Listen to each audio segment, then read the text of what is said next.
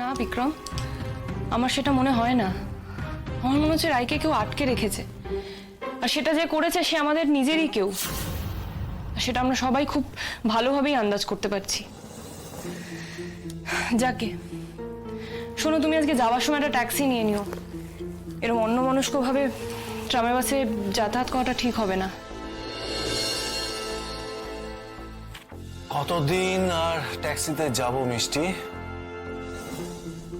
আস্তে আস্তে দেখবে আমার অন্যমনস্কতাটাও চলে গেছে। রাই আমার চিন্তার মধ্যে আছে, আস্তে আস্তে দেখবে সেই চিন্তা থেকেও রাই চলে গেছে। মিষ্টি, একদিন সবাইকে না কাজের মধ্যে ব্যস্ত হয়ে যেতে হবে। ব্যস্ততার চাপে আস্তে আস্তে ভুলে যাব যে আমাদের মধ্যে থেকেও একজন হারিয়ে গেছে। প্রথম দিকে একটু একটু মনে পড়বে, মন খারাপ হবে, কিন্তু জীবনের চাপে, কাজের ব্যস্ততাতে আমরা আস্তে আস্তে ভুলেই যাব। তারপর হঠাৎ একদিন মনে পড়বে আমার যে আরেকটা বোন ছিল, সেটা নেই এখানে, যে তার সর্ব শক্তি দিয়ে আমাদের পরিবারটাকে আগলে রাখার চেষ্টা করত।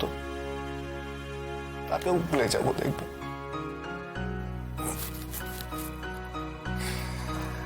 কেন চলে গেল বলতো?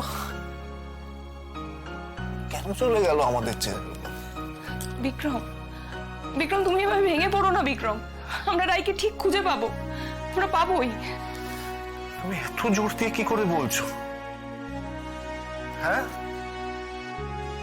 আচ্ছা আমাকে একটা কথা বলো তো, যদি কেউ নিজে থেকে হারিয়ে যেতে চায় তাহলে তাকে কি খুঁজে পাওয়া সম্ভব? হ্যাঁ,